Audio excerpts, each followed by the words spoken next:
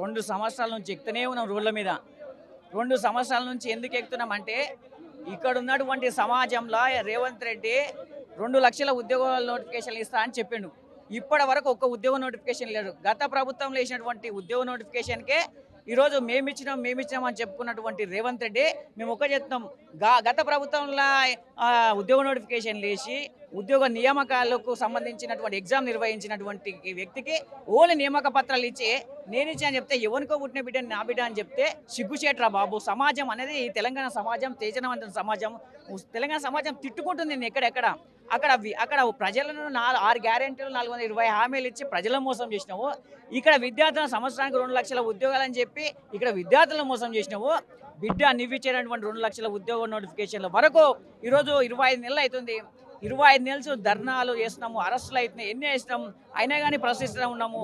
బిడ్డ రాబోయే ఎలక్షన్లో మా ఉద్యోగ నోటిఫికేషన్లు 2 లక్షల ఉద్యోగ నోటిఫికేషన్లు వేయకపోతే మాత్రం ఎక్కడెక్కడ నీ ప్రభుత్వాన్ని బొంద పెడతామని ఈ యొక్క ధర్నా చౌక్ నుంచి ఈరోజు రాష్ట్ర ప్రభుత్వాన్ని డిమాండ్ చేస్తున్నాం. అన్న అయితే శ్రీధర్ బాబు గారు మొన్న చెప్పడం జరిగింది, మేమైతే అధికారంలోకి వచ్చిన మొదటి ఏడాదే 2 లక్షల ఉద్యోగాలు ఇస్తామని మేమైతే హామీ ఇవ్వలేదు, అది వారే కల్పించుకుంటున్నారు అని చెప్తున్నారు. దానికి మీ సమాధానం? ఒక్కటి గుర్తుపెట్టుకో, ఆ రోజు నువ్వు ఎన్నికల మేనిఫెస్టోలో ఏం చెప్పినావు? మేమైతే చెప్పలేము కదా. ఇదే నిరుద్యోగులను పట్టుకొని ఎలక్షన్లో గెలిచినావు కదా. ఆ ఉద్యోగాలు ఇప్పుడు ఇస్తున్నావు కాబట్టి మేము అడుగుతా ఉన్నాం. ఇప్పుడు మేమైతే నీకు 2 లక్షల ఉద్యోగాలు ఇవ్వమని చెప్పలేము కదా. నీ నోటి నుంచి రేవంత్ రెడ్డి కాంగ్రెస్ ప్రభుత్వం ఇది చెప్పింది 2 లక్షల ఉద్యోగాలు ఇస్తాను, నువ్వు ఇస్తలేవు. ఈరోజు ఇక్కడ 2 లక్షల ఉద్యోగాల నోటిఫికేషన్ల కోసం ఈరోజు కొన్ని సంవత్సరాల నుంచి వెయిట్ చేస్తూ ఉన్నారు విద్యార్థులు. ఆ విద్యార్థుల యొక్క వయస్సు ఎక్కడ పోతుంది, ఆ విద్యార్థుల యొక్క ఆర్థిక ఇబ్బందులు ఏంది. ఒక పేద విద్యార్థి మారుమూల ప్రాంతం నుంచి హైదరాబాద్కి వచ్చి ఇక్కడ రూమ్ తీసుకోవాలి, ఫుడ్ ఉండాలి, చదువుకోవాలి, ఇన్స్టిట్యూషన్ పోవాలి, ఇక్కడ బుక్స్ తీసుకోవాలి. అవన్నిటికీ ఎవరు ఇస్తారండి?